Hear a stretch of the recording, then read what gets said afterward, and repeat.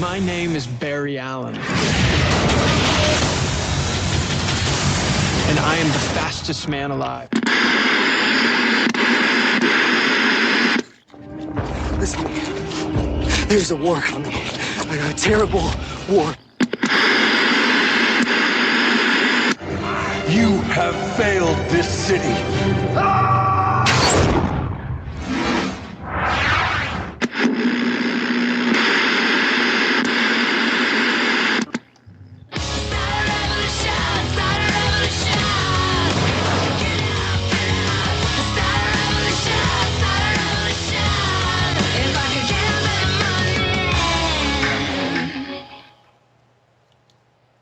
Hello, everyone, and welcome once again to the Fandom Zone podcast. And with a surprise appearance by the original Birds of Prey theme by Amy Allen. Karen being sneaky with the theme there. That's right. I thought I'd surprise Charles with that. Isn't that a better theme? Yeah, it is. I think so. Yeah, so it's episode 22 of the Fandom Zone now that I am proud of my surprising of Charles. It's our temporary theme song while we finish up the Birds of Prey review as we head into the second season of the Fandom Zone. This is episode 22, as I said before. We will be reviewing Birds of Prey, episode 9, Nature of the Beast, and the premiere episode of Fear the Walking Dead. And I am very disappointed that they had all this lead time, and the title of the episode is just Pilot. Yeah. Even the Walking Dead pilot was called Days Gone By after the comic book. Right. So Pilot. Lame. How generically lame. Exactly. Right. Yeah. I even tweeted it. So disappointing. I was like, dudes, really? I couldn't come up with something better than Pilot? After it was what, 6 months of lead time? And it was probably 3 months before then with the pitch and everything. Right. So a year that they couldn't come up with something better than Pilot. Anyway, that's my soapbox. Let me step down. And we're going to review Fear the Walking Dead pilot. And let's just, I guess, head right in. We'll start with Birds of Prey, Nature of the Beast. Sounds good. Written by Melissa Rosenberg, again, Ms. Twilight. And I don't know if you saw in our notes, I put Twilight in tiny little letters. It's just Twilight. Right. Again, Dexter and the upcoming Jessica Jones as well. So perhaps she has mellowed with age. Let's hope so. Let's hope she's redeeming herself. Dexter, because she's got a lot to answer for. Yeah, Dexter, I think, redeemed a bit. Yeah, I'll give you that. And then hopefully the upcoming Jessica Jones. I mean, you would think. You better not screw up Jessica Jones. Jessica Jones is one of my favorite comic book female heroes. Yeah. Because she goes through so much crap. If you've read the Alias comic by Brian Bendis, and it's just there's so much stuff they could play with. And so much really good, and especially with David Tennant playing the Purple Man. So here's hoping that, Yeah, and you would think that getting hired on that, she would have to, jump through a couple hoops. Let's hope. So, this was directed by Sean Levy, who directed all of the Night at the Museum franchise. Not the most impressive resume here, but no. Real Steel, which is really his only redeeming movie, and the Pink Panther 2006 remake. I added that on. You had to add that because I was trying to leave that off. See, I'm a huge fan of the Peter Sellers Pink Panther. Yeah, but this one was so when they came out with this remake with Steve Martin as Inspector Clouseau, you were so looking forward to it, right? I was just incensed over this. And then they made a sequel. Right. The Pink Panther 2 was such an innovative title. Because it was so great the first time around. Yeah. As it was so much of a home run the first time, we had to give you more. Right. Yeah.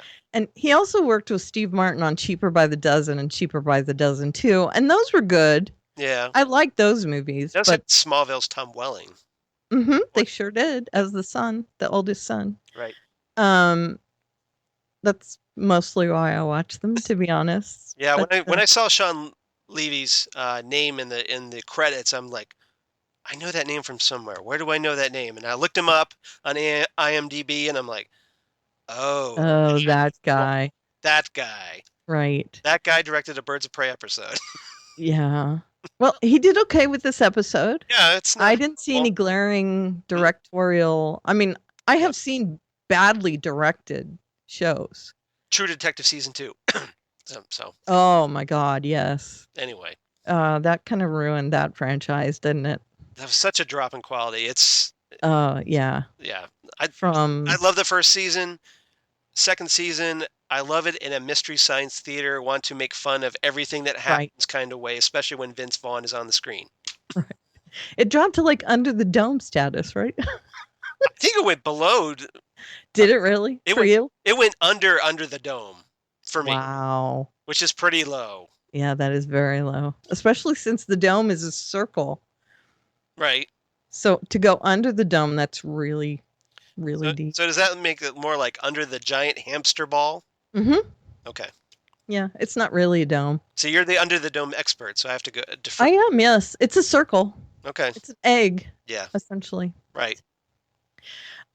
So yeah, this guy, if you look him up, Sean Levy, if you look him up on IMDb, his comment thread down at the bottom is like, can we get this guy kicked out of Hollywood?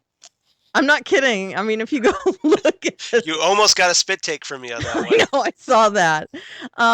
And one of them is like, like the third comment down is, well, he did do Real Steel. And they're like, okay, great. And one good movie out of the whole thing. even a stopped clock is, a broken clock is like right twice a day, right? Exactly. Yeah.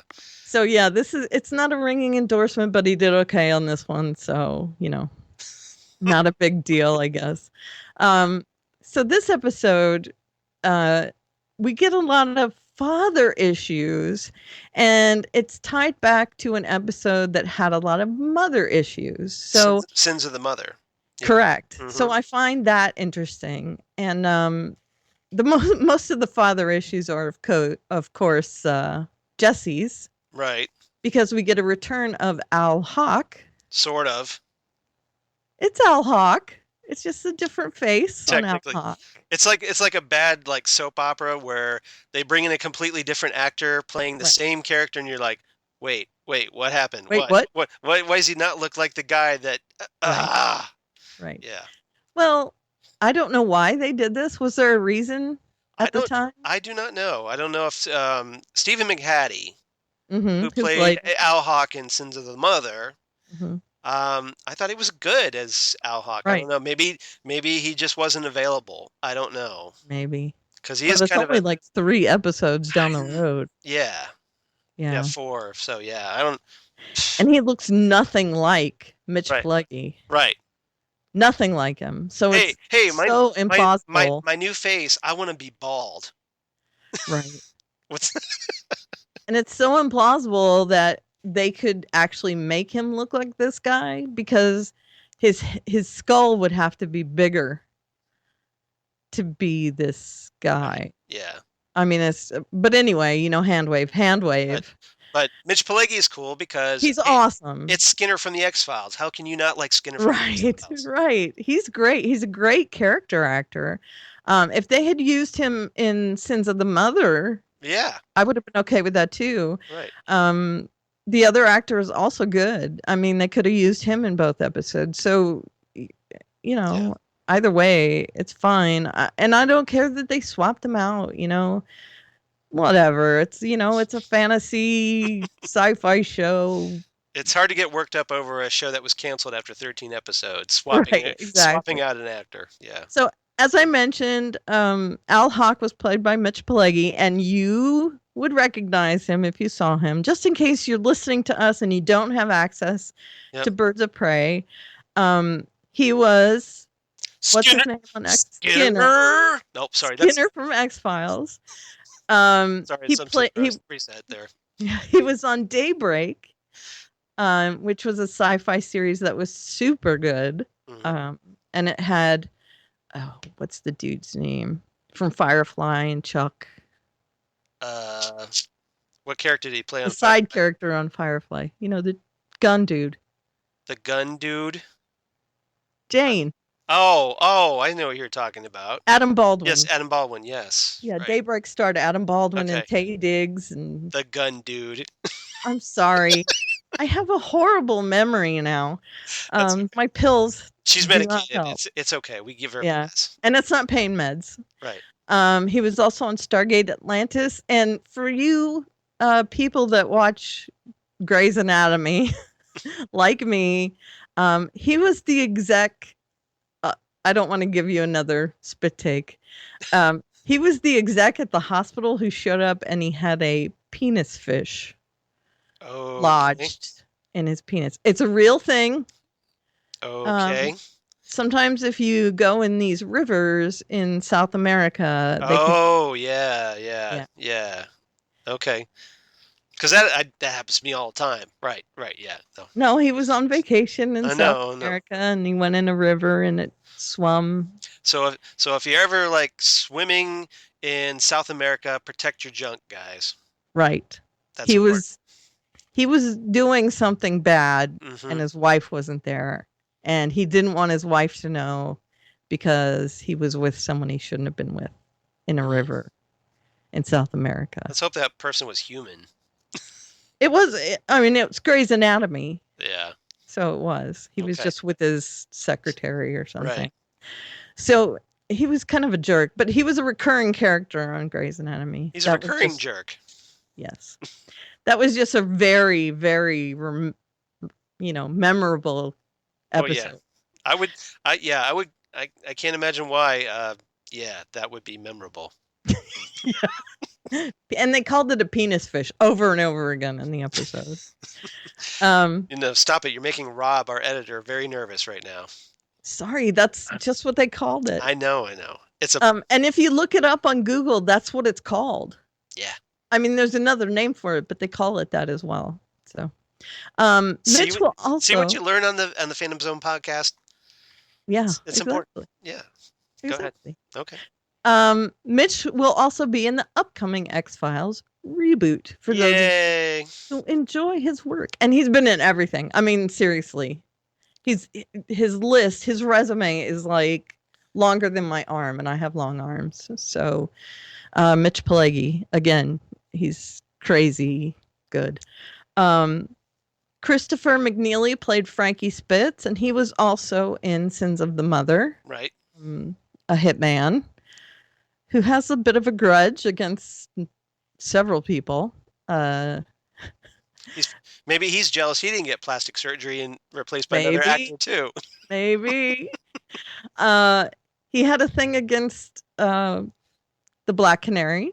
Right. In Sins of the Mother, and now he wants to go against Al Hawk in this one. Mm-hmm. Yes.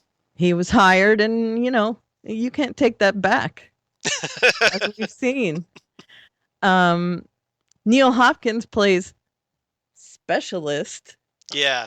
In this one. I was trying to figure out what this guy was called. I mean, they mentioned him as the Wall Walker, but that is such a lame name. Specialist sounds much cooler, don't you think? Yeah, I think so. Let's just call him the Specialist. Specialist. Yeah. Specialist. I know. And that sounds like a CBS show coming up. The Specialist. Wasn't there a show called that? Probably on CBS. I think there was, yeah. He had a few guest spots.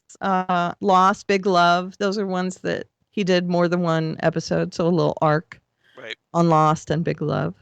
Bob Pappenbrook as Misha Petrov. He was the head mob boss. Yeah, Russian guy. Yeah, we see these Russian guys at the beginning of the episode meeting with Al Hawk, number 2. Correct. Now, I mentioned him here. He died in 2006, but he did so many video game voiceovers that it's crazy. He was in every Warcraft there ever was. He was in just everything. I'm trying to think now. I think Halo, Neverwinter Nights. I mean, just every video game you can think of as the Russian bad guy. Oh yeah. Oh, I'm the Russian bad guy.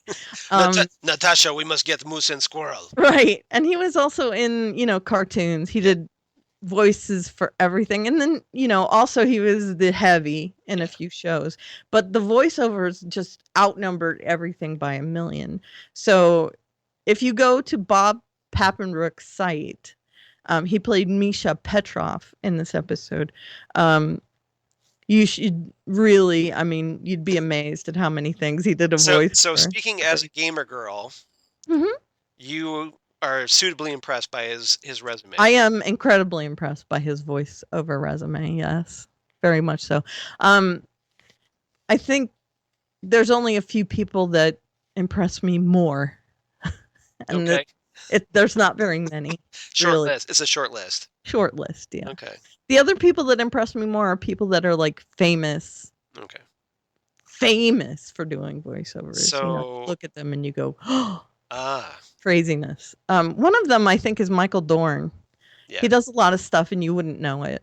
He does voices for, and again, you won't know this, but a lot of people will. He does voices for a lot of the Taurens in World of Warcraft, and they're kind of like the woolly creatures, and they have low voices like this, and they talk, and they say hello. They're kind of Klingon-like, but they're very like into which is perfect nature. for Michael Dorn's voice because he has that deep, resonant voice. Right, and he changes it a little bit, but he does a lot of the NPC voices, which are voices that you can't play, non-player character voices. So he impresses me with the number of vast and different voices he can play. But anyway, that's... I keep waiting for... yeah, there he is. A little slow in the draw there. Except for... Can you dig it? And then last... It's like he's by way of the 70s this time. Exactly. Last but not least is Ilya Volok. He played the Russian lieutenant. And I mentioned him. He had a very short part in this. But I want to mention him because he's notable for a lot of things. He's in The Last Ship right now. Right. He was in Mission Impossible Ghost Protocol. Great movie. Yeah. And that movie. here's a couple really interesting facts about him. He and Andrew Divoff have both played Russian antagonists for Harrison Ford in 2 movies, Air Force One and Indiana Jones and the Kingdom of the Crystal Skull. And they both played Russians who also attacked Ford's character of Indiana Jones. Get off my plane! Right. And then in Series 6 of Friends, episode 22, the one where Paul's the man, Mr. Volok plays a Russian dry cleaner who claims to have never seen Air Force One. And he's in that movie. Nice. So I just thought that was funny. And the fact that he's in The Last Ship right now. So you can see him on TV. That's cool. Okay, so in this episode, there are some mob things happening. And Al Hawk knows a lot about these mob things. Yes, he does. There is a hit taken out on Al Hawk because of this. You're right. We know Jesse is Al Hawk's son. Yes, we do. And I am your father. Not many people know that. In fact, at the beginning of the episode, only Jesse and Al Hawk know that. Right. As far as the show is concerned. But there's a big revelation to Huntress about that. That's right. Now, one of the things that I was going to ask you about. Yes. When Huntress is witnessing that interaction with the Russian mob and Al Hawk and all that. She's watching from the skylight. Basically, it's like set in some restaurant or bar somewhere. Right. And she's watching through the skylight. Right. And she sees all the mess happening. Right. Because they're having a meeting, and it turns out to be a setup. Right. And then, well, if you didn't ask me to be here, and we didn't ask you to be here, and they're like, we got to get out of crap, we got to get out of here. Yeah. And she sees the throwdown. She jumps down and looks around, and she says, wow. Now, did she say wow to anything in particular, or just the fact that there's carnage everywhere. I think it's just that there's carnage. Okay. I think it's just more like, wow. Okay. Okay. And then moving on, just kind of like looking at all the dead bodies maybe. Okay. Because But I thought maybe there was something in particular she was saying wow to, but I guess not. I mean, I kept rolling it back and going, is there something she sees? I don't think she's like upset because it's like, hey, a bunch of mob guys killed another bunch of mob guys. Right. So Okay. it's just more like, wow, okay. And then moving on. All right. I was just taken aback by how she said it. No, she's not like, wow. No, it's not a wonderment kind of wow. But, right. Okay, so she says wow, and then Oracle's like, what happened? Yeah, and Oracle's working out while this is going on. Right. She's doing crunches on like hanging down upside down from a bar. Right. So then we move into the hitman phase. Where Spitz and his Frankie little friend, the specialist, I guess, is who he's talking to. Yeah, he brings in a specialist who's we're going to call the specialist. The specialist. The specialist on CBS. Right, and the specialist has hired him to kill Al Hawk. Right. And he when he gets hired to take out a hit on someone, he does it. And this specialist has some special abilities, doesn't he? That's right. They call him a wall walker, but really he can like pass through things, right? He's Kitty Pryde or Phantom Girl. Take your pick. He can walk through walls. Right. That's his thing. Except not lead, apparently. Yeah. He has a little trouble with that by the end of the episode. We'll get into that. Right. Yeah. Which is kind of a hand wave too, because it's like, okay, how do they know that? Right? They shouldn't know this. Right, they shouldn't. But they do go through this whole thing. We find out later that Oracle takes blood sample. Right. From when the Huntress and the specialist fight, and apparently there's some residue blood on Huntress's knuckle. Right. And so she's like, it has to analyze that blood sample. But how would you know? Because it's Oracle and she's awesome, and I don't know. Well, she does have a photographic memory, so maybe she read it somewhere. I see. Yeah, let's see. If I had this kind of blood, that means this guy is vulnerable to lead. Of course, Eureka. Yeah. I see. I know. So yeah, it doesn't make a lot of sense, but Melissa Rosenberg wrote this episode. Just saying. Yeah. Again, hand wave. Yeah.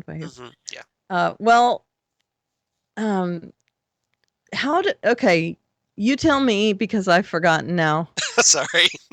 It's okay. How does Huntress find out about Jesse's connection to Al Hawk? Well, now you have to look at your notes. I do have to look at my notes. Don't feel bad. Let's see. Well, Reese kind of tells her. Okay, kind of tells her. Yeah, well, because let's see here. Yeah, well, wait, when Huntress. All right, well, yeah. What happens? Huntress sees him. Yeah, after knows that he's Hawk. No. What happens is the mob guys bring Jesse to his father. Right. In the car. This like get in the car, and so he gets in the car, and they drive to wherever Al Hawk is, and Hawk is like, well, I think I want to retire, and I'm willing to turn state's evidence. And then all of a sudden, he's not. And of course, at that moment, the specialist on CBS attacks. Right. And after that happens, they get away from him. Reese uses his magic bat ring to call the Huntress. And the Huntress shows up, and she takes an immediate disliking to Al Hawk, of course, because Al killed Dinah's mom, right? The Black Canary. Right. And then Jesse says, well, you can't kill him because he's my dad. Exactly. Right. That's how that went down. Now I remember. Okay. But earlier in the episode, when Huntress sees him, she goes back to Oracle, and Oracle does this like digital drawing of him. Yeah, And a composite. Yeah, a composite photo she's created. again, another hand wave that it looks exactly Right. like Mitch Pileggi. It just basically looks like someone faxed a photo of Mitch Pileggi and uploaded it onto her monitor screen. Right. Which, please. Yeah. Seriously? Yeah. It's like, doot, I'll take the hairpiece off. Oh, it's Mitch Pileggi. Right. It's just insane. And that always bothers me. Yeah. When they do that. I mean, at least on Castle, and I'm going to go back to Castle because I watched that a lot. Yeah. It doesn't look exactly like the person. Right. They try and make it look different than the person, which I like very much. Well, it was 2002, so they're still trying to figure out how to do computers, on television. But this should be a sketch. I mean, a sketch. Yeah, exactly. But they didn't have an artist there. Right. So, of course, and it's Oracle. They got to give Oracle something to do. So I'm creating a composite photo on my computer. Do. So dumb. Yeah. Again, hand wave, Twilight author. Twilight screenwriter. Yeah, I get that. So, yeah. And so the Huntress knows after all this rigmarole that Al Hawk is Jesse's father. And this is, of course, mind-blowing for them because, and he describes to her an incident that got him into policing, which is he got pulled over. Right. There was blood in the trunk of his car. When he was 16 years old, yeah. Right.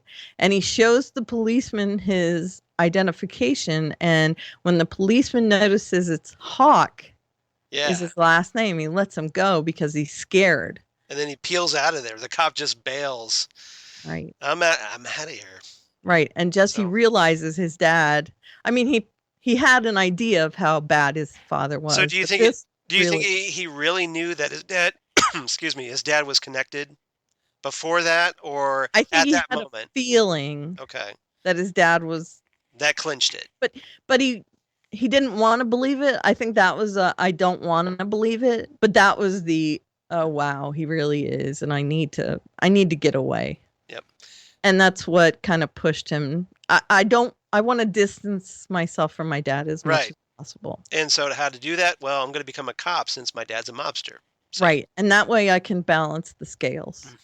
I think that's what bring balance to the force. Right, exactly. Yeah. And he's trying to do that in this episode as well, trying to balance the scales. He's trying to get his father to turn state's evidence. And I think he wants to believe his father when he first says it, but he doesn't think it's true. He mentions his mom, which I think is an attempt to guilt his father into doing it. But he realizes that his dad just isn't going to willingly go. I really do think that in the beginning when his dad first says it.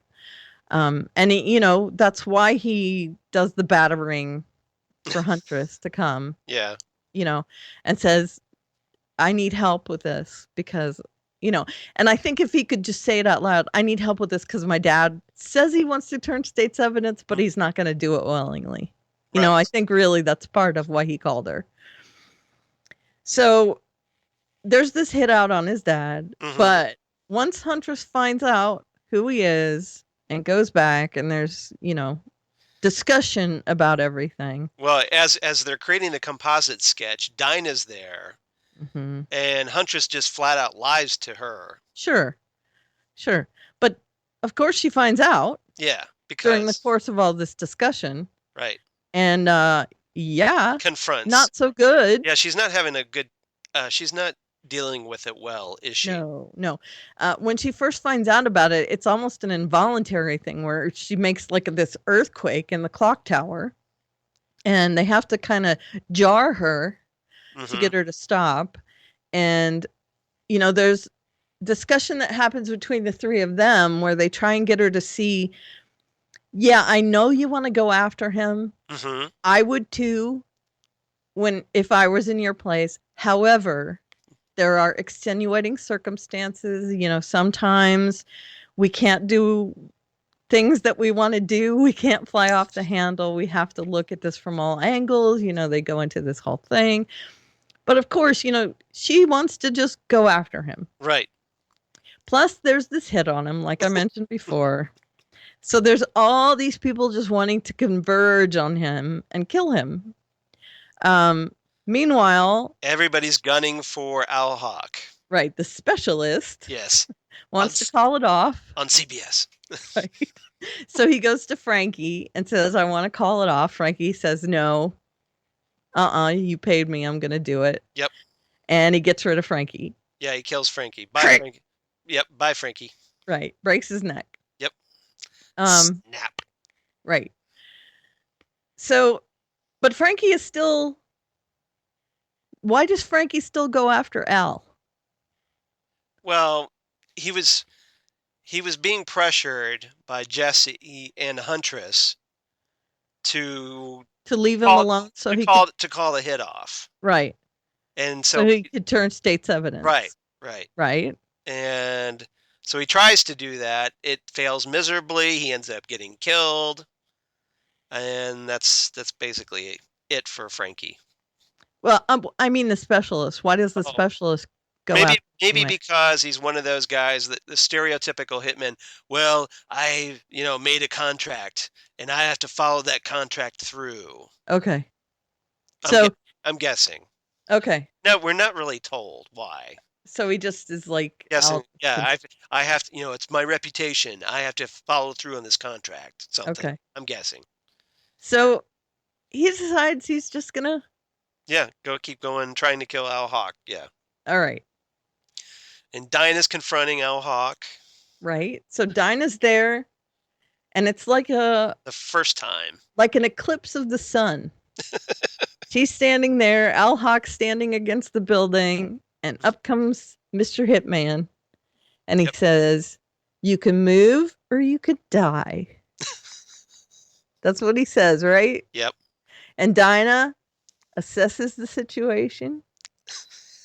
Assesses. The wheels are turning. Right? She moves out of the way, but she decides to save Al Hawk anyway. Right. So Well, the first time, she almost kills him. Oh yes, she wants to kill him. Yeah, and then the second she's assessing the situation. Right, and but Al was like, I'm sorry I killed your mom. Well, yeah, but she doesn't want that. No, she doesn't want to hear that. The thing that's causing her to change her mind is pretty much Huntress and Oracle. Yeah, is their discussion of we want him to turn state's evidence, and it's better because we can put all these other criminals away through him. Mm-hmm. So I think that was, the needs of the many outweigh the needs of the needs of the few, or whatever. You know what I'm saying? Yeah. So you guys know the Star Trek quote. Yeah, I got mixed up there. The needs of the many outweigh the needs of the few. There we go. Or the one. Yeah, but in this case, the few. Yeah. Right? Right. Because it's Jesse and Dinah and all this. The birds of prey, yeah. Right. Okay, so she is confronting him, ready to kill him. She's standing in between the hitman and Al. Now, she has it made here. She could just move out of the way and let the hitman kill him. Right. Right? Mm-hmm. And then, she could get away. The hitman, could try to kill her, but she could get away. Yep.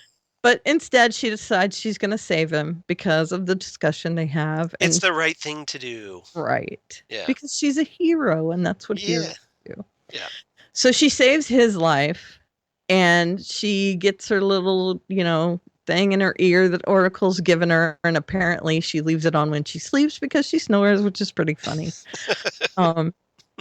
So she takes these directions from Oracle, and she's in a hospital, right?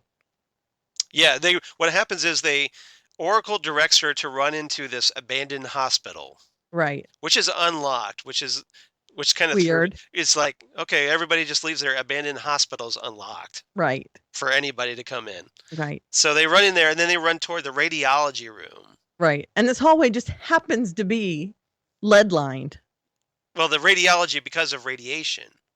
I see. That's why it's lead lined. It's not the entire hallway. It's the room. Okay. Because it's it's radiology. It's the X-rays. I see. So where there's X-rays, you got to protect the radiation Except thing. Yeah. So that doesn't we really, made a lead line but door. whatever. Yeah. It's So Superman can't get in there. yeah.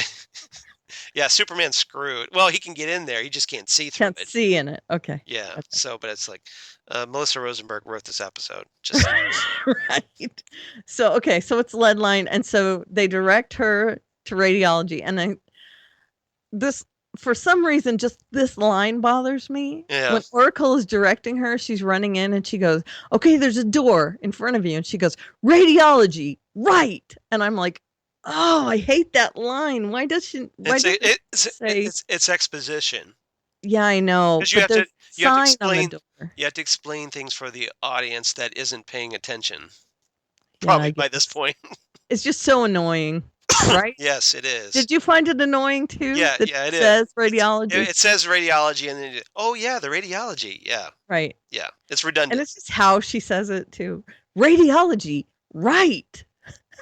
And Well, she maybe runs it's to- for the visually impaired All that are right. just listening to the episode Okay. and wouldn't be able to see radiology on the door, right?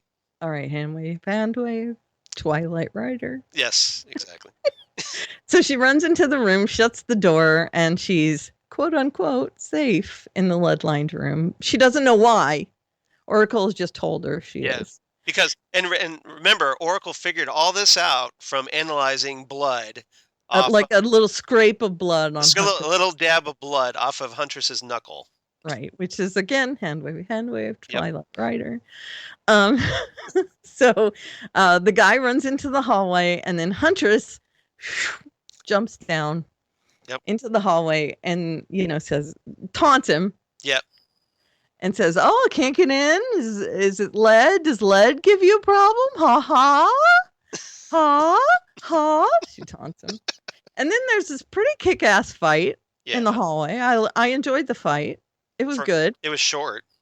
Yeah, but it was pretty good. I Yeah. mean, as far as the fights on the show go. Right. Right. So, yay, Sean Levy.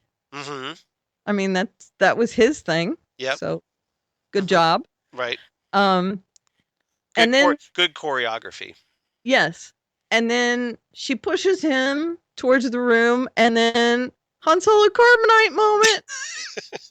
Yeah, because apparently the specialist on CBS, he gets like it's like she's almost like a bullfighter, and it's like pulls the like the red blanket towel thing out of the way so the bull can charge, and then hits the specialist, hits the door and merges into the door and gets stuck because he has problems with lead.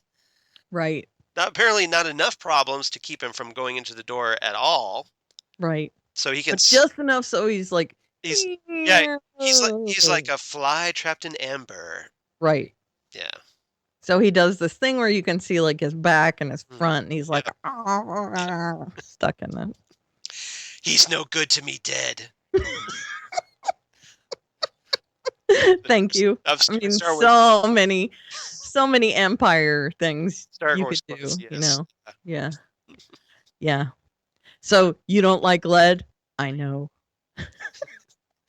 Better watch that lead content. Yeah. Ba-dum-bum. Yeah, so terrible. Mm-hmm. And then at the end of the episode, Jesse and Al are talking.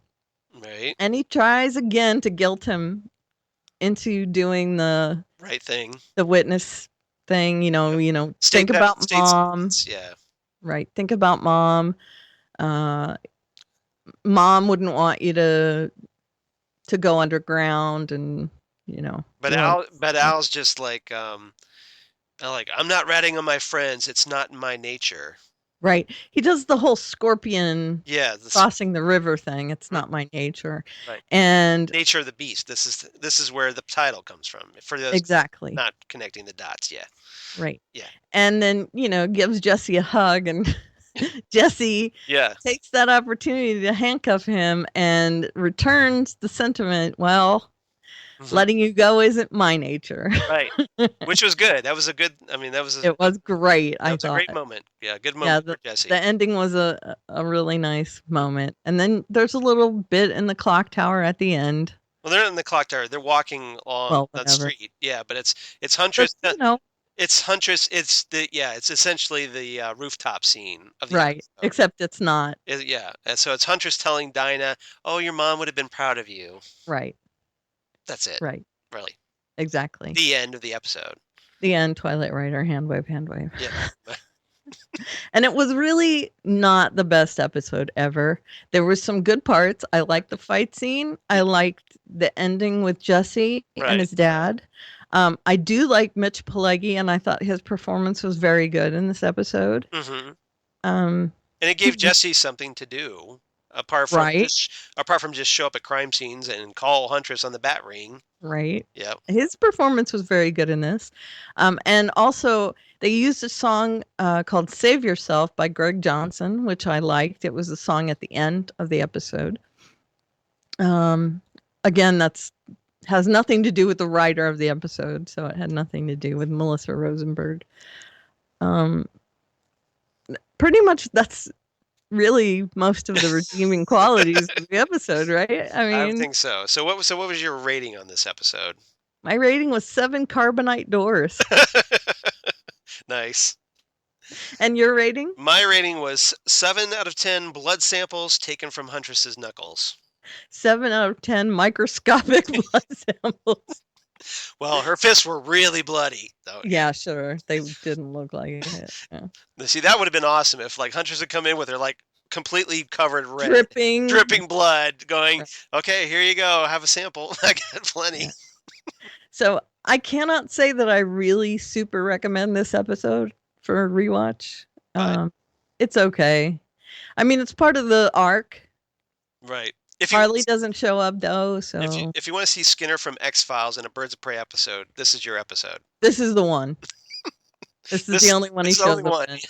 Exactly. So yeah, but this is really not a huge one. I mean, it's a good one as far as Jesse's story goes, but it's not. Yeah. It's a kind of Meh. period. Meh. Yeah. So shall we move on to Fear the Walking Dead? Fear the Walking Dead. I was excited for this. Yeah, so was I. And I was pleased. I was mostly pleased.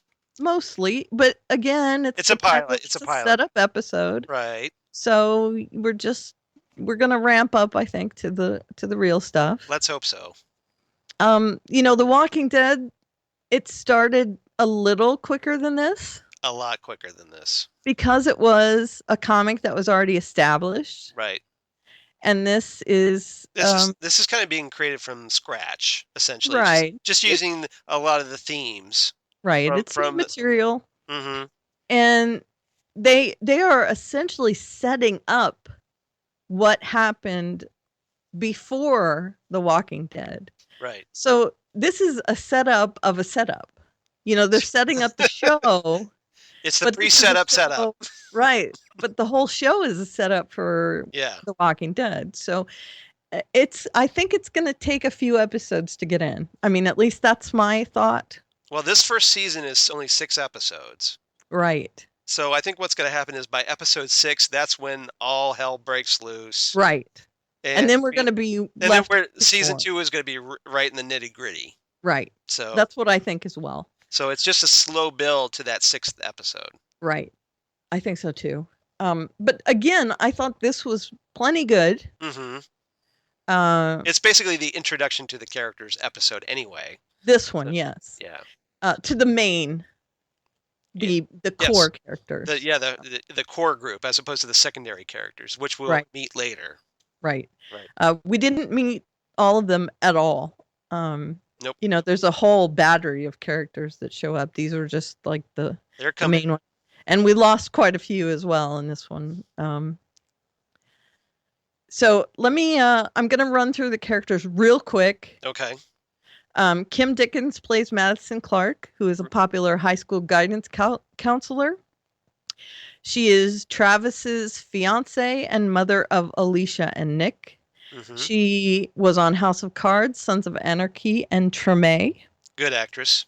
Yes. I liked her in this. Yep, she's great on House of Cards. I can attest to that. Oh yes, very good on House of Cards. Yep. Crazy good. I love that show. Yeah, if anyone that can go toe to toe with Kevin Spacey Yeah, is definitely a good actor. I know. So Kevin Spacey's awesome in that. mhm. Cliff Curtis plays Travis Manawa. He is a high school English teacher. He's Madison's fiance and a divorcee who shares custody of his son Chris with his ex-wife Liza. He was in Gang Related and Missing. Okay. Frank Delane plays Nick Clark, who is Madison's 19-year-old son. He was pretty much the person this episode was based around. Yeah, exactly. He's the central character in this episode where everything revolves around. Right. Like you said. He is a drug addict who has flunked out of community college. Loser. Alicia. Yeah. He's a Alicia. loser. He's a loser, baby. So why don't you kill him? Which almost came true in this episode. No such luck, though. Alicia Debnam Carey as Alicia Clark. And as I told Charles before the show, she has oh God, now I've forgotten his name. Oh, yeah, I know what you're talking about. You're talking about Tony Danza. Tony Danza disease. Yeah. Who plays Tony in everything. Well, this is, to be fair, this is Alicia with an I being played by Alicia with a Y. It's still Alicia, though.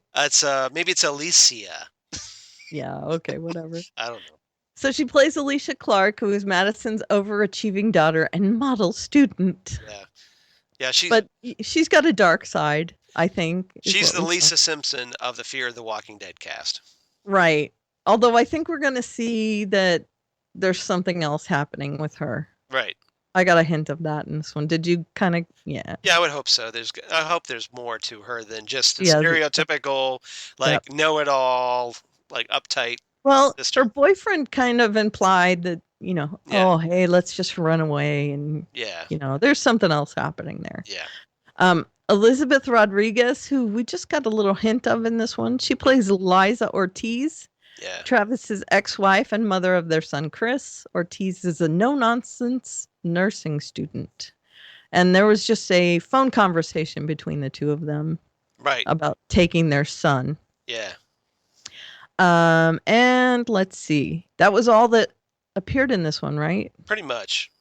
I mean, there's little secondary characters, guest stars. Now, but Scott Lawrence played Art Costa, who is the high school principal where Cliff Curtis teaches. Keith Powers plays Calvin, who is a drug dealer, and he appears only in this episode so far.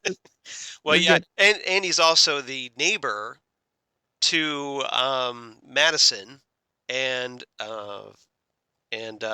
Travis. Right. Because they're kind of shacking up together in Madison's house, I'm guessing. Right.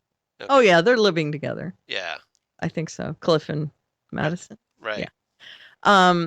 We also have Gloria, who appears at the very beginning of the episode, and she's played by Lexi Johnson. Mm-hmm. And we also have Tobias, our who first is first zombie, by the way. Correct. She has the honor of the first zombie on The Walking Dead. That's Fear of the Walking Dead. Fear of the Walking Dead. Yeah. We have Tobias, who is a student at the school, Lincoln A. Castellanos. And as Alicia's boyfriend, Matt, is Maestro Harrell. These are characters from this episode. Okay. Now, the main bad guy in this episode is Calvin, who I mentioned was played by Keith Powers. He does a really good job as the bad guy. Yeah. I thought. And he's trying to be he's the, on the facade, he's just the good neighbor, obviously care, I just, hope Nick's okay kind of thing. Yeah. And then on the facade, and then we find out what he really is later in the episode. Right. He's Nick's enabler. Yeah. Essentially. He's dealer. Yeah. He's the guy that hooks him up and then keeps trying to keep him hooked. Right. But as soon as he figures Nick's going to out him, he's going to, take him somewhere and off. Yeah. You're drawing too much attention. So, we got to take a little drive. Right. Now, that's at the end of the episode, so I'll save that for later. Right. But at first we see Nick in a crack den, I guess. Well, yeah, it's an abandoned church. Right. Yeah. But it's a crack house essentially. And I'm sure that was unlocked too to bring Well, yeah. churches are usually unlocked. Right, that's so true. At least that's not a hand wave. Yeah, not like an abandoned hospital, but yeah. Right. Yeah. So he and Gloria were kind of, squatting there to do their, yeah. I guess it's crack or whatever. I think it was heroin. Heroin? I'm Okay. guessing heroin because there was a needle. Okay. As opposed to like a spoon or something. Yeah, whatever it was. I'm guessing it was a needle. I'm sure they did all kinds of things there. Yeah. Yeah, basically it was just where they went to go shoot up. Right. Yeah. So he turns over and looks for Gloria, and he finds Gloria and other dead people. Gloria as a zombie eating other people. And he's coming down from this high too. Right. So he's a little disoriented. When he first wakes up, it's almost he's shown upside down. Right. And one thing I thought was kind of interesting. This is kind of like an interesting parallel to when Rick wakes up from his coma in the Walking Dead pilot. Right. I agree. Into this brand new It's very world. much kind of a Yeah, I think it was that was deliberate. That it was a nod to that. Let me move back just a hair, by the way. I forgot to do written and directed by because you're mentioning The Walking Dead. The directed by. Of course, written by Robert Kirkman. Yeah, Walking Dead co-creator. And I put because yes. Because after his name. Right. Because this is his empire. He's got to have a piece of it. Right. Yeah. And Dave Erickson from Sons of Anarchy. And then directed by Adam Davidson. And I put Helen Wills and Parenthood and then Community. And he directed the 8-bit episode, which was awesome. Yeah, that's good. And a lot of other episodes, but that one in particular, that was really great. So he's responsible for that kind of look, that really fuzzy, upside down, disoriented look. Right. So, kudos. I agree. That was really a great sort of, it made me feel kind of disoriented and because what are we looking at here? Because it kind of disorients the audience to see Nick for the first time upside down. Right. And you don't know what he's looking at. Yeah. And that it was badly lit. It kind of gets you in the mindset. Yeah. Right. Nick. Right. And the lighting was dark and spooky. So what he saw was he couldn't make out completely the bodies and all that stuff. And then, you see Gloria gives him the look. And, right. Her eyes are white and she's like, brains. She throws that bloody shade at him, So of course, that's not only is he coming off that high, but he sees that craziness. And I think as we established later in the episode, he believes what he sees, but he also doesn't believe what he sees. Yeah, he's freaking out by this because he is coming down from a high. Right. And he's like races out of that church. Right. He knows what he sees. Yeah. I think he does believe it, but there's also a part of him that's like, am I high enough that this is Am I fake? Hallucinating? Yeah. Right. Because he does question that a lot during this episode if he was hallucinating. Right. So he runs. Yeah. He's out of there. He's out of there, and what happens? Bam. Boom. A car hits him. Yep. And he's taken to the hospital. Now, did you get the impression that he had kind of been missing for a while? That is not too long. So like a few days, maybe? Maybe a couple days. Okay. Yeah. I kind of had the impression that his mom had been looking for him for a few days. That they were kind of, where is he? Yeah. Yeah, he's maybe out with his friends. Right. Yeah, the bad seeds. I would guess a couple days. Right. And I'm sure they didn't like Gloria. No, I'm sure. Yeah. I'm sure that his whole crew was, just. Oh, they're bad news. Bad news. And they're enabling him. Right. They're up to shenanigans. I know it. Yeah. Madison has a big problem with enabling. Yes, she does. She does. And she seems very close to her brother. You know, they're in the hospital together, and she hops up on the bed and talks to him. You And mean Alicia? yeah, I'm sorry, Alicia, not Madison. Madison's Although Madison cuddles up on the bed with him See, too. Madison's M from mom. So that's how you Right, keep mom. that's how you keep it straight. That's a Yeah. mnemonic.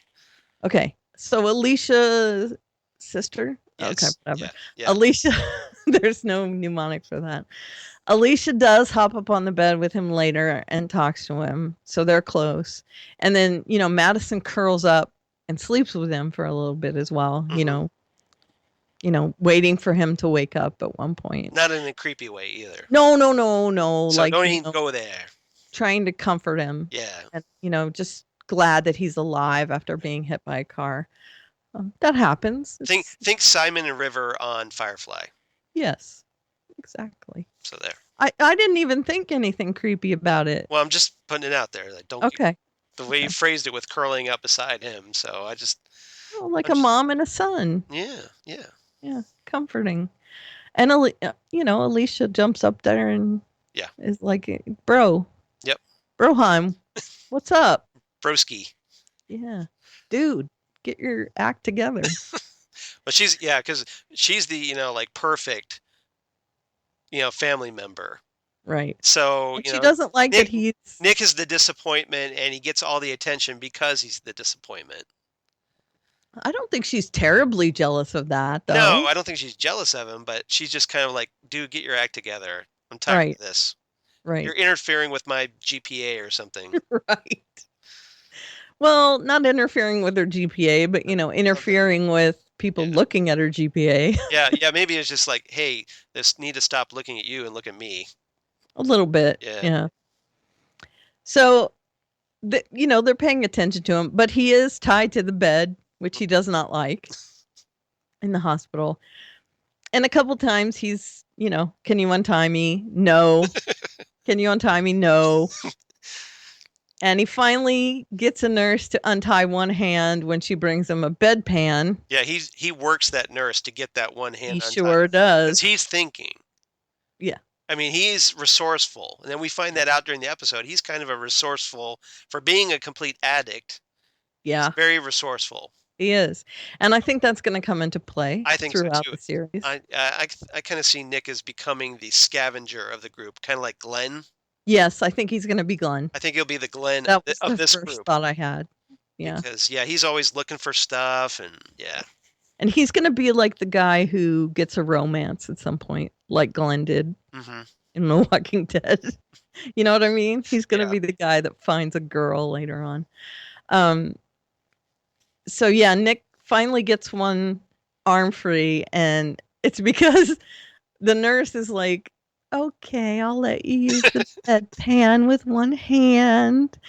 And that poor nurse, I'm guessing, met her demise when the guy probably in the bed next to him. Yeah, because they're bringing this old guy into Nick's room who's like dying practically already. Right. And if you know anything about this show, see, now I was going to bring this up well, already. Go ahead. I'm stopping. I'm stop right there. From the CDC episode of The Walking Dead, we find out that the virus is already dormant inside of people. So when you die, it manifests itself. Is this what you were going to bring up? Yeah, exactly. Because and this is why we have to at least presume that Gloria overdosed in the church and died, and that's why she became a zombie. Right. Correct. Yeah. Right. And so the guy... Because the virus is already out there. Right. They're infected. Everyone's infected already. Everyone's infected. Or at least, for the most part, people are infected. But we still don't know how they became infected, do we? Right. But we do have Liza, who is a nursing student. Yep. And they have mentioned that she is going to be an intriguing character. Oh. So perhaps she's going to give us a little insight into that. That was my thought, at least. I hope so, because the whole thing... I don't know that. Well, the way they pitched this show was like, okay, we're going to find out. We're at the beginning, before the apocalypse happens. We're all going to find out how it started. Right. But then And here we are. We're already getting zombies, and we don't I really was get it. kind of disappointed. Yeah, that I was too. it I'm just started like, a little bit before that. aren't we a little ahead here? I mean, I Right. know we want to see zombies, and that's cool to get everybody Right. hooked, but shouldn't we get a little See, more backstory about I where do that think virus came from? they're gonna try and find out what's happening, and I think we're gonna see a little bit of that. So fingers I crossed. hope so, because I'm going to be like shaking my fist going, Kirkman! Yeah, I know. Also, we have Sandrine Holt as a recurring character coming up, Right. and she's a doctor. So hopefully that will also lead to something. So We need to okay, find out what's making all these people zombies. Let's run some tests. let's do. Yes, let's do. So the guy in the bed next to Nick apparently died. He crashes. I mean, they have to get a crash cart in. Oh, he And then died! just as Nick is getting loose, Yep. With his other hand, Conveniently. right, his bedpan falls, and he thinks they're coming in because his bedpan falls. Awkward. But the guy crashes. Yep.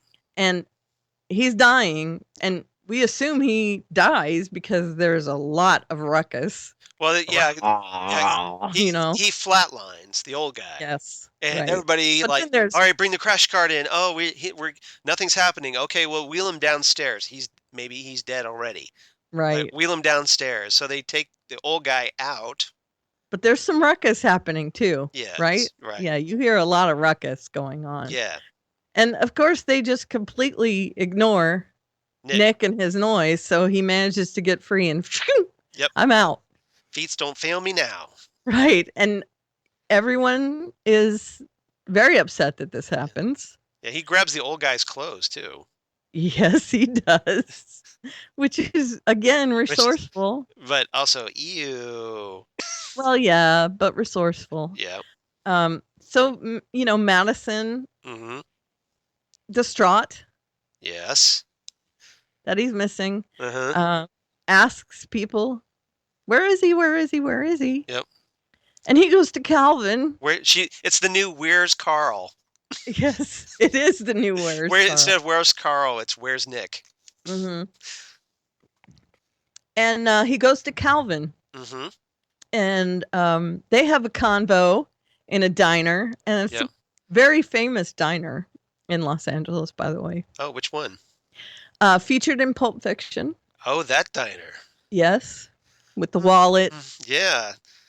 Mm-hmm. Also, I love you too, honey bunny. Yes. And also if you having bricks move. No. Yeah. There's a movie with Harrison Ford and the Fonz where they're Vietnam veterans. Henry Winkler? Yes. Oh. I'll have to look that up at some point. But they're also in that diner. I didn't know that. They're pals. Anyway, that diner's very famous, by the way. So anyway. Okay. They meet in that diner and they have a conversation, and Calvin is threatened, and he decides, hey, let's go somewhere and we'll fix everything. And yeah, he's gonna fix everything. All right. Calvin's not happy because of Nick's drawing too much attention. Yeah. And of course, crazy junkie guy comes and finds me in a restaurant. You're going to be blowing my cover here. Yep. Plus, Madison has come to visit Calvin and said, "Where's Nick?" And he's like, "I don't need your I don't need that. Mom coming to visit me."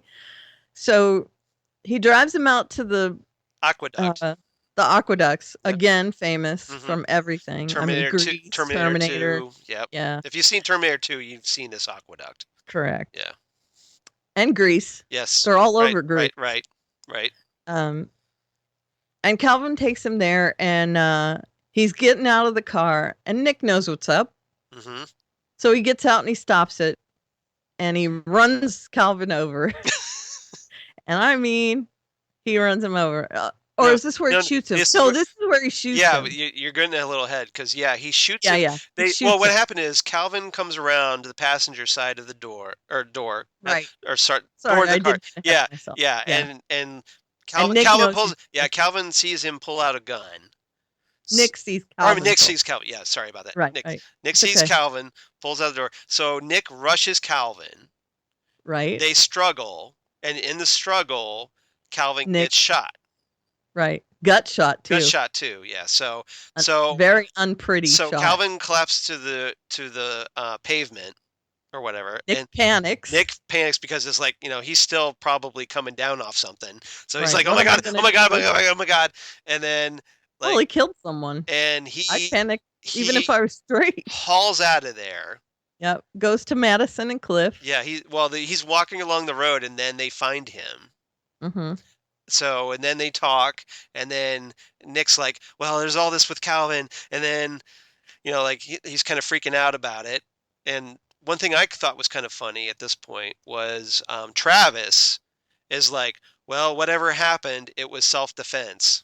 Right. So, well, he's going to cover for him. Apparently, right? He's covering for him, and yeah. So they go back to the aqueduct. Yep. And guess what? They go by. They find Calvin's car. There's a gun underneath the car. Right. But no Calvin. And Nick. Dun dun dun. Right, and Nick assures them he was dead. Mm-hmm. He was really, really dead. Right, and so they get back in the truck in Calvin's. Travis's truck. Right. And they drive along, trying to see if he's stumbled a bit. And yes, he has. Right. But he's dead, all right. And he's all zombified. Yep. It's like and Nick's like freaking out. Well, they get out of the car, right? Yeah, Madison. Yeah, Madison Travis. They try to talk to. Right. Zombie. And Nick goes nuts. Get back in the car. Get back in the car, because he's seen Gloria like this, and he knows it's bad news. Right. And they get back in the car, and Nick floors it, and they run him over, and it's like, what is happening? And close. And this is when I'm assuming everybody believes it. Yeah. Everybody in the truck believes it. And throughout the episode, we've had a couple little things. Art Costa, we know he's monitoring the teachers. Right. Which I thought was a little creepy. I'm like, yes. Does this happen all the time where the teachers are being monitored?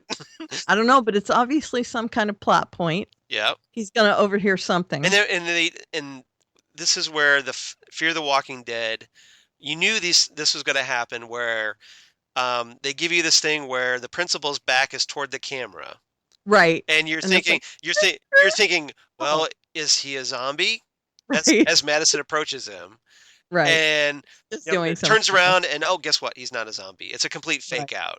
And I'm sure they're going to be doing this a lot. Yeah, but I think that's a lantern hang. Don't you? I think he's going to overhear something at some point. Right. Yeah, so it's something we're going to come back to. Maybe he'll hear that something about, Nick, or, like they'll be, they go back to school. And, right. Yeah.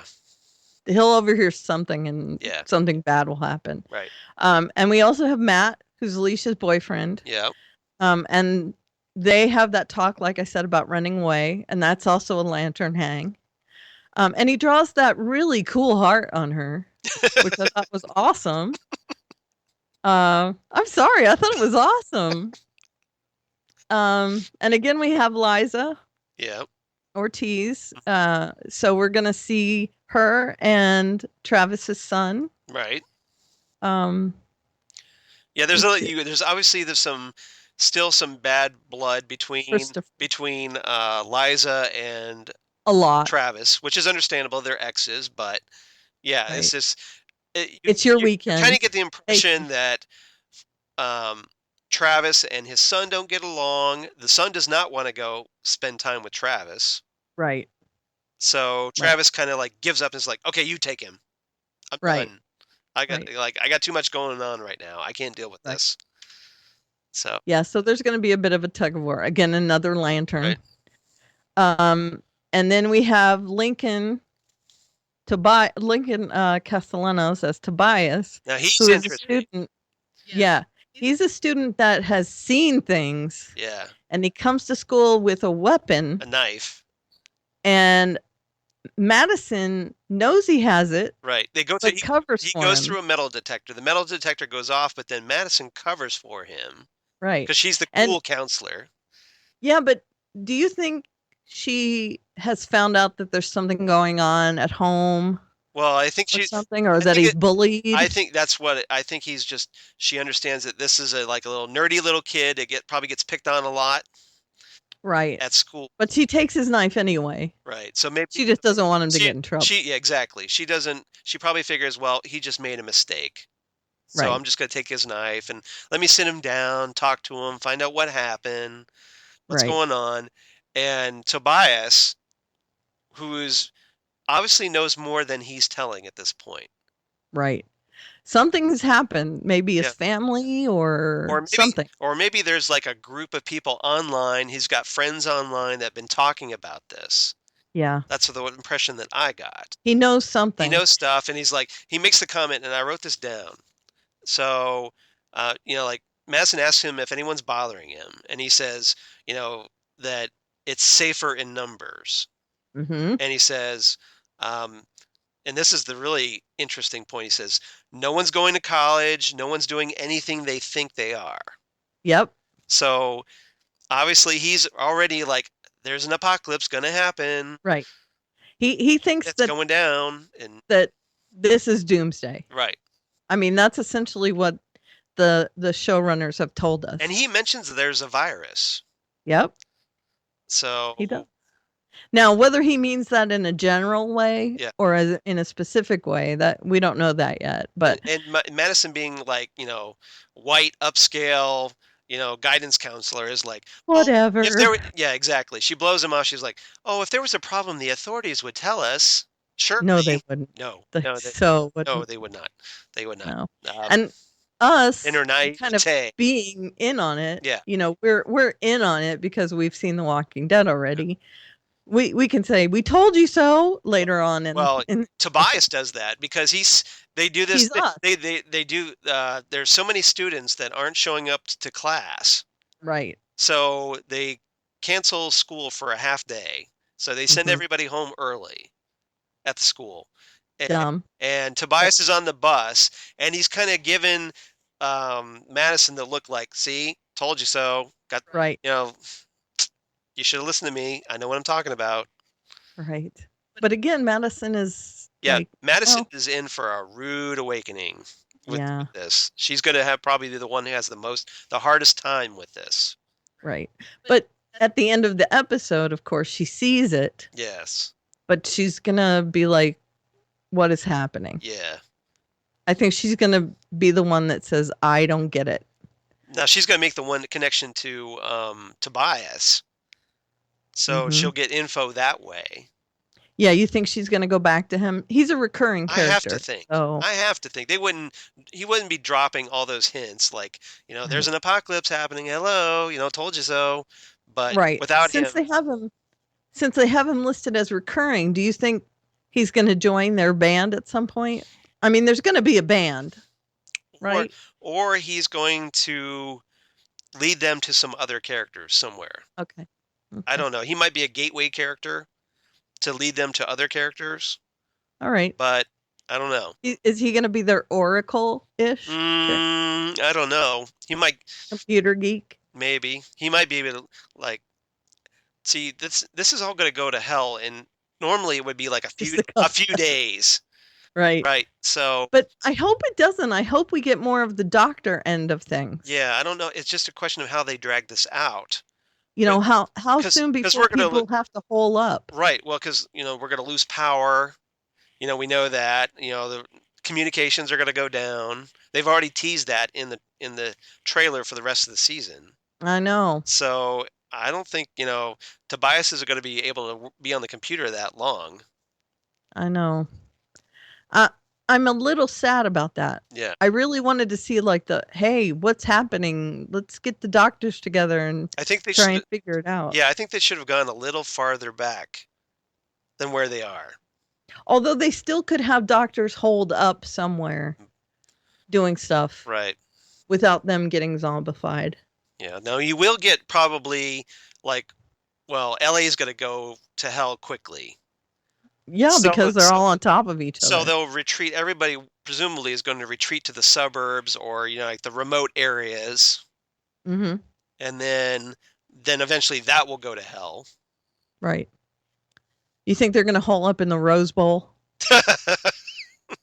Well, if they saw anything that happened with Hurricane Katrina, you know that's maybe Hey. not the best place to do it. No, they have a swap meet there all the time. It's pretty well maintained. Okay. It's a huge swap meet. I've been there. Okay. I got a lot of cutout records there once. It was awesome. I just, it didn't work out that great. Going to the Def Leppard. Yeah, the bowl Pyromania. Bowl in New Orleans there, but I know, but the Rose Bowl's better than that. Yeah, it is. I would go there. Better hope it is. I would go to Universal Studios. Like there's houses. Hey, everybody's dead. Let's go ride the ride. Go to the back lot. Awesome. Yeah. Where there's houses. Go live in like the Daily Planet building because that's there. Right. Yeah, that was from Lois and Clark. Yeah. Yep. I know. I visited. I saw it.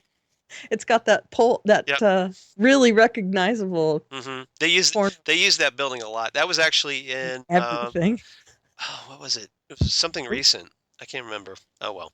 But anyway. They use it in a crap ton of things. Yeah, they do. That building with the corner pylon. Okay, so that's kind of it. Did I hit everything? I think so. I was just trying to think. Let's see. And we're getting Jack London metaphors.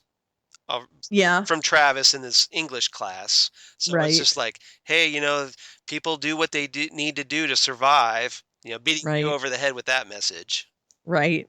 And he wakes up that student with one of them. Yep. And he's literally beating him over the head with the metaphor. Pretty much. In order to beat us over the head with it. Yeah. So yeah, there's that. I forgot about that because I didn't. And then there was a scene where Madison and Travis are out looking for Nick. Mm-hmm. And Nick went to that church where Travis went to that church where Nick was. Right. And Travis got freaked out. Yeah, because he goes there and he ends up like slipping in this puddle of blood. Right. So he goes back to tell Madison. And Madison blows him off though, because she's like, "Oh, you're just enabling Nick." Right. I don't care. You're just trying to enable him. Mm-hmm. And then eventually, Travis says, "Well, screw you. I'm going back to that church." So they Travis takes Madison there, and Travis tells her to stay in the truck. Of course, she doesn't stay in the truck. She goes in the church, and then she sees the blood on the floor. And they try to convince themselves like, oh, it's just, because it's a drug den, that it's a violent place. This is normal. Not to, nothing to get freaked out about here. This is all normal, like crack den stuff, whatever. But then Madison ends up finding this bed where Nick was, where we saw him at the beginning of the pilot. And there's a book there that I guess she recognizes one of his. I don't know if it's something she gave him a long time ago. Maybe it's a very sentimental book. But then, so she picks it up and starts flipping through it. But then she realizes that it's been cut out. And there's a drug needle inside the book, which is probably filled with heroin. With foil and everything. Exactly. Yeah. So I'm guessing it's heroin. And because that's so in vogue right now, again. And that kind of freaks her out a little bit. That kind of blows her, her sensibilities a little bit. So I thought that was interesting. Yeah. What's the book? Do you know? I can't remember the book. I should have wrote it down, but I couldn't remember the book. I was trying to find it. And then there was another scene where like they're driving around after that, and they're on the freeway, and they end up getting stuck in traffic. Right. And there's like, they're not sure why. So they kind of peek out of the truck and, like there's like cops on bikes whizzing past them or whatever. Oh, right. And then there's a helicopter above. It's like, get in your car, get back in your car. Right. And the video where they shoot the guy like 100 and all of a sudden you hear these gunshots. Mm-hmm. And then you find out the next day, or after that, like Travis is like, okay, screw it. I'm staying. We're not getting off here. We're staying on the freeway, and keeps driving. Mm-hmm. But yeah, the next day, all the teachers are gathered around this TV when there's like footage of this guy that he's attacking a cop and he's trying to bite him, and they're all kind of freaking out about that. And then he keeps getting beaten, but he doesn't stop. Right. And they figure It gets back the up. And, teacher's like, oh, he's got to be on drugs.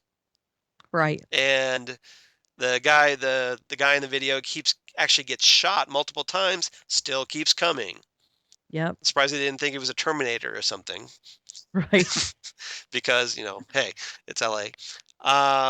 And, Madison and Travis are watching this and are like, well, that was just what Nick described to us.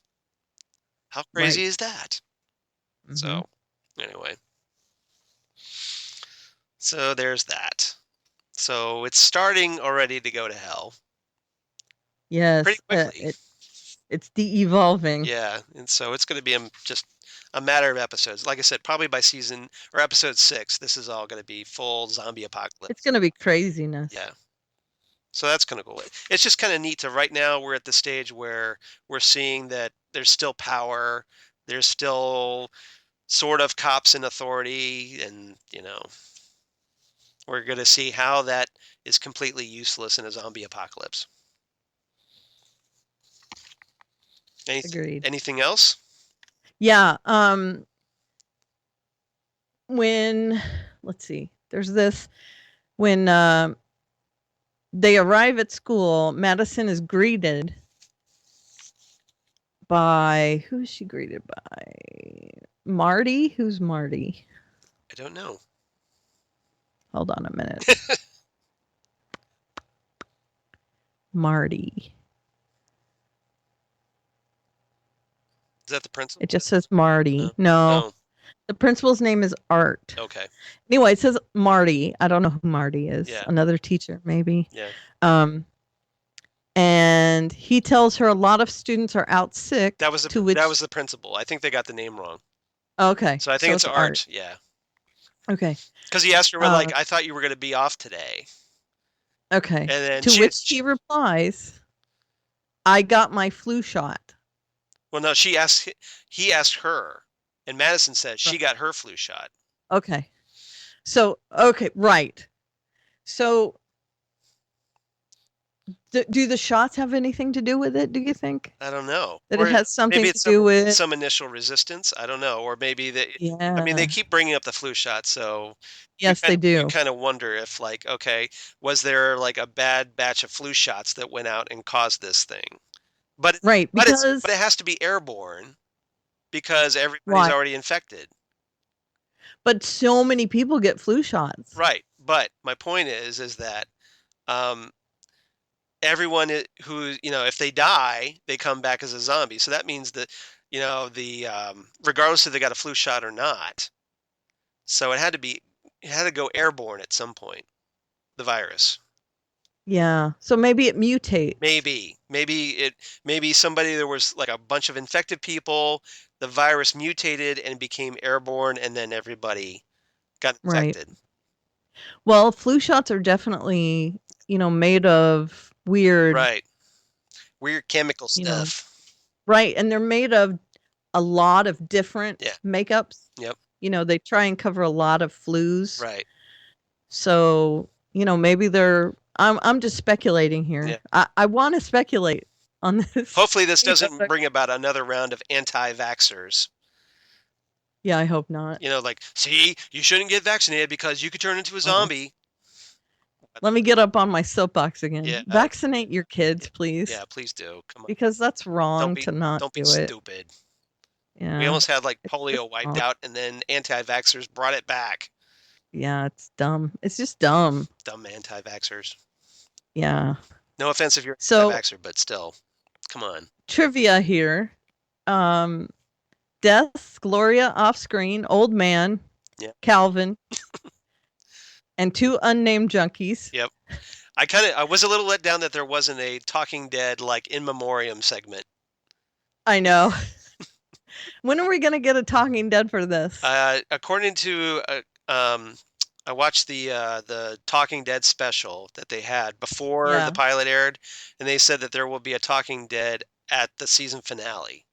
So episode Okay. 6, there will be a post Fear the Walking Dead Talking Dead. Fear the Talking Dead. Fear the Talking Dead. Yeah, exactly. And they should call it that if they're smart. Silly. Yeah. Yes. So Chris Hardwick, I'm assuming, has another gig. Well, at least for that episode. I don't think it's a regular Fear the Talking Dead yet, but yeah, that's funny. But he should, because it's awesome. He should do that. Yeah.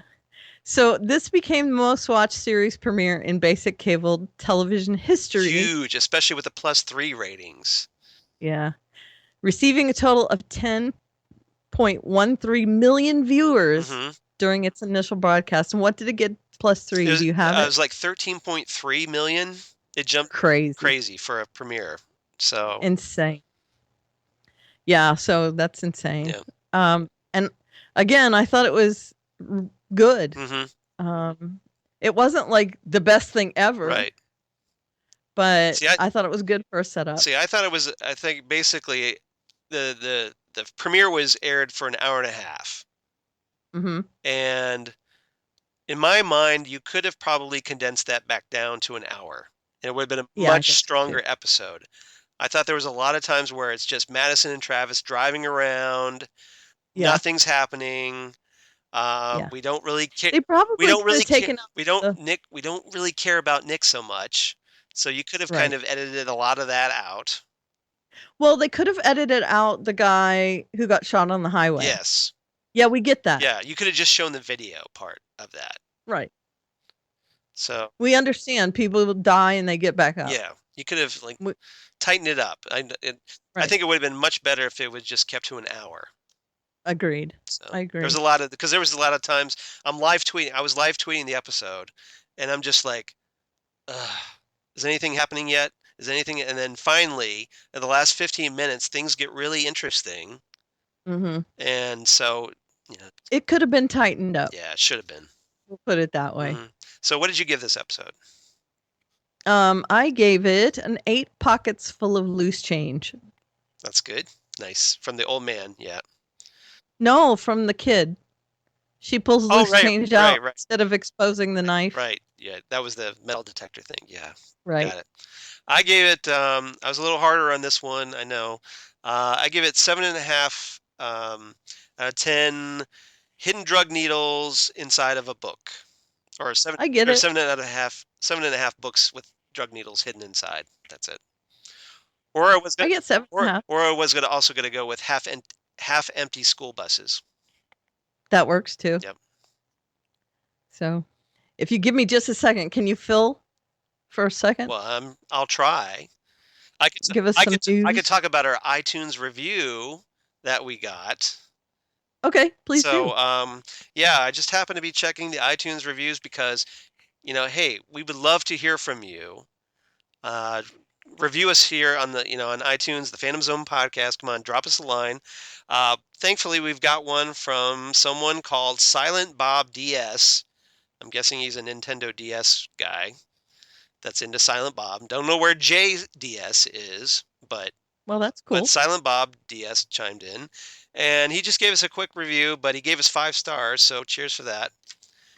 Nice. And he said, the random singing is funny as hell. Keep bringing the funny. So apparently he likes it when we just launch into songs. Break into song? That's awesome. Yeah. So if you hated that, well, Silent Bob DS likes it a lot. So can you dig it? Right on. How's that? And there's this. Can you touch this? Is there anything I could sing? I don't know. Do you have any requests, sir? If you have any, let us know, and I'll do it. Bohemian Rhapsody. No. Just brain explodes. Yeah, sorry. Okay. Well, Mamma mia, mamma mia, mamma mia, let me go. Yeah. Beelzebub has a devil put aside for me. Nice. There we go. All right. How's that? There you go. So that's for you, Silent Bob DS. So Thank you. thanks for the review. And so everybody else, Silent Bob DS is off the hook. So how about the rest of you out there? He's off the hook. He's off the hook. He's done his He's part. done his part. He's chimed in. So everybody else out there, you know who I'm talking about. You gotta drop us a line on Facebook or iTunes and give us a little review there. That we really appreciate it, and it helps promote the show. So help promote the show, guys. We need your help. Thank you. Awesome. Thank you. I'm done.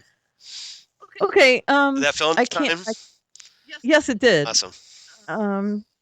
I can't. Of course, we're on the air talking about this right now, so I can't really examine it. But I'll put some stuff up on our Facebook page. The book that she found. Oh, okay. Is called Winesburg, Ohio. Right. And the full title is Winesburg, Ohio: A Group of Tales of Ohio Small Town Life. I should have gotten that, being from Ohio. And it's by the American author Sherwood Anderson. The work is structured around the life of protagonist George Willard from the time he was a child to his growing independence and ultimate abandonment of Winesburg as a young man. And that kind of ties into Nick's state of mind there. It's like a tied together set of short stories, I'm guessing. 22 short stories. The first story is called The Book of the Grotesque, which I find interesting. So light reading, then. Each of the stories shares a specific character's past and present struggle to overcome the loneliness and isolation that seems to permeate the town. Okay, so I guess we're gonna have to start the Phantom Zone book club. We're setting the tone here, I think, for the series. Themes, recurring themes. Yeah, I think so. Yeah. I may have to pick this book up. We got Jack London in this episode, and we have this. So there's your reading for the week, kids. Yeah, I'm gonna have to read it. Interesting, very interesting. So, yeah. Okay. Winesburg, Ohio, the novel. Sounds good. Yep. Anything else? Research Girl. All right, Research Goddess on the move. I'm on it. You are on it. No, I have nothing else. Okay. I just have some quick comics on TV news. Okay. Agents of S.H.I.E.L.D. Has cast Matt Willig, who was a former NFL player. He actually was part of a winning Super Bowl team, and then he returned to the Super Bowl with a different team. Did not win that one, but he does have a Super Bowl ring. And he's now playing the inhuman villain known as Lash for the upcoming season 3. Very nice. So we have that. And The Flash also cast a couple of big roles, or at least one big role, I should say, but another role, which should be pretty interesting. They cast newcomer Violet Bean as Jessie Quick, one of my all-time favorite superheroes. Oh, yep. nice. There's Jessie Quick right there for all has her. All of you people that can't see, but yeah. Which is everyone but me. Yeah, exactly. So it's just for me. So Karen can verify that I've got Jessie Quick right here. Yep, you have a running Jessie Quick statue. Yep. It's very nice. But yeah, I'm a huge Jessie Quick fan, and now with Jay Garrick, and then it's getting more and more awesome. Season 2 of The Flash. So there's that to look forward to.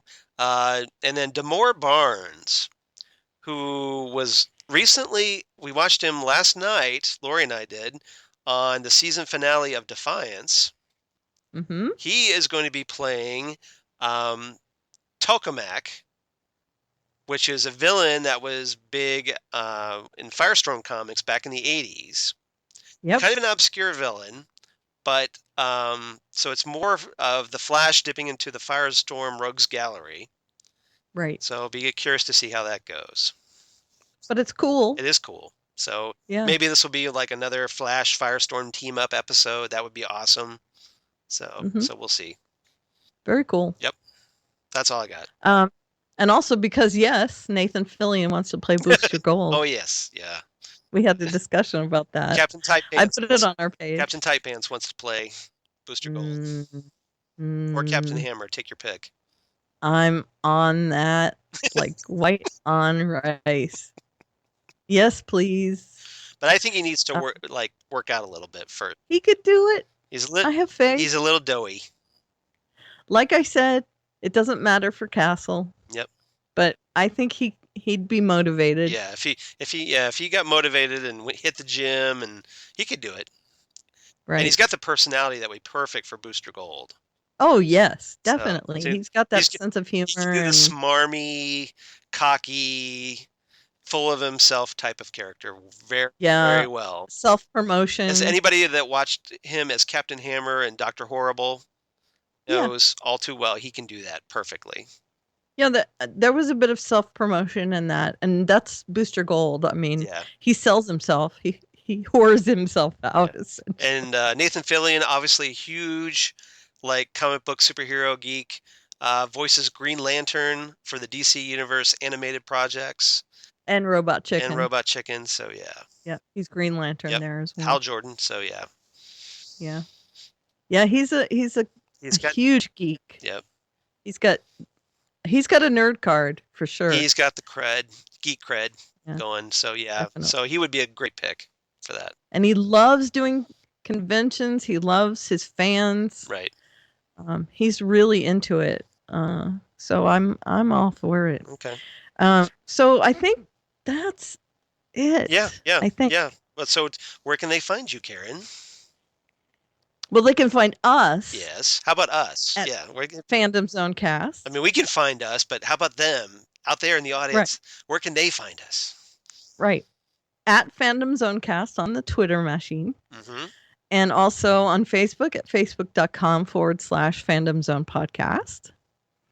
And also email fandomzonecast@gmail.com. That's cool. So hit it. Start typing. And then doing the typing and the clicking. Type. Yeah, mostly Fandom Zone Podcast, please. Yeah. On the Facebooks. Yeah. 'Cause we're right there on top of that. Mm-hmm. I get a little 1, 2, 3 up in the corner. Right. Of my Facebook. Yeah, we could use some more on that. More action on that. Right. Exactly. Karen's awesome. She posts all these great photos from TV shows, and I post news about TV shows. Yeah, so there's lots of stuff on our page. Yeah, check it out. It's good. Plus, good art. Yep. On the top of it. And we only have 50 because I do it. We need more than 52 likes, guys. I know 52 is kind of a thing for DC Comics. That's right. But ooh. Yeah, you see what I did there? Yeah. Yeah, but we need more than 52. We do. We had 102 on Dangerous Habits, the Constantine podcast back in the day. That's right. So we can do better. Yeah. So tell your friends, tell your enemies. Instead of 52, let's go for 365. That works. Because 52 was 52 weeks. Yeah. So that's what the 365 days. Yeah. Right. Break it down now. Yo. Okay, so you can find me. Uh-oh.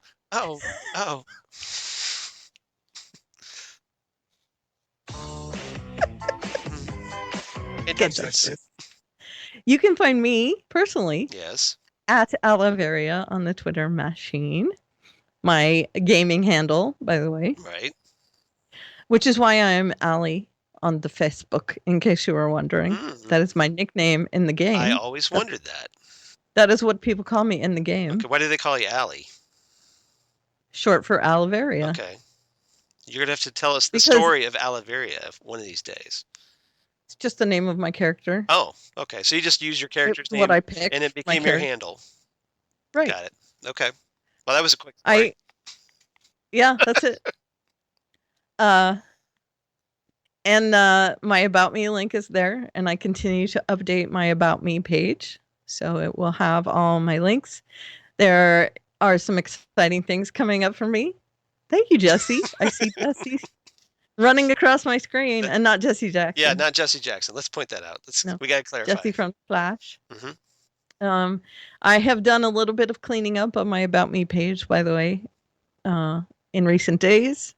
And again, I have some exciting things, some shakeups in my podcast coming soon. Ooh, intrigue. Yeah, just some more comic book stuff happening. Cool. But you're still going to do And comic book you? stuff here, right? Yes, this continues. Yes, it does.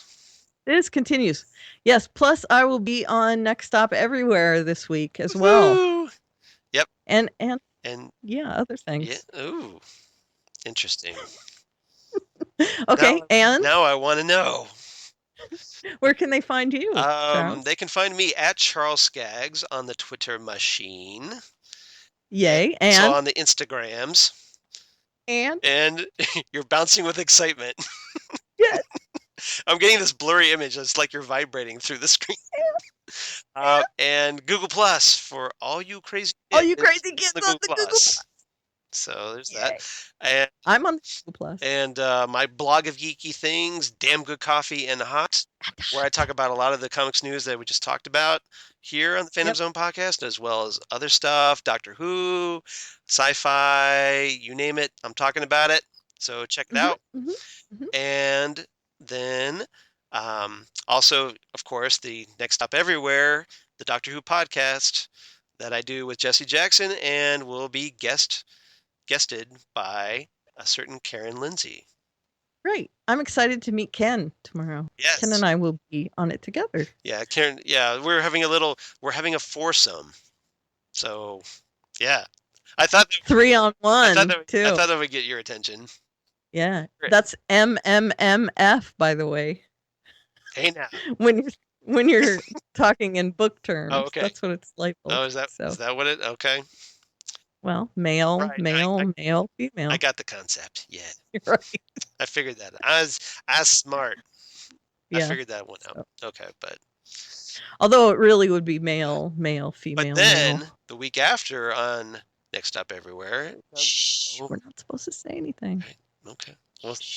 Well, I guess we'll just have to find out, won't we? The week after might have something interesting. Yeah. Might. So I don't know. Stay tuned. Yeah. All right. So we'll see you again next time, everybody. That's right. See you later. Bye.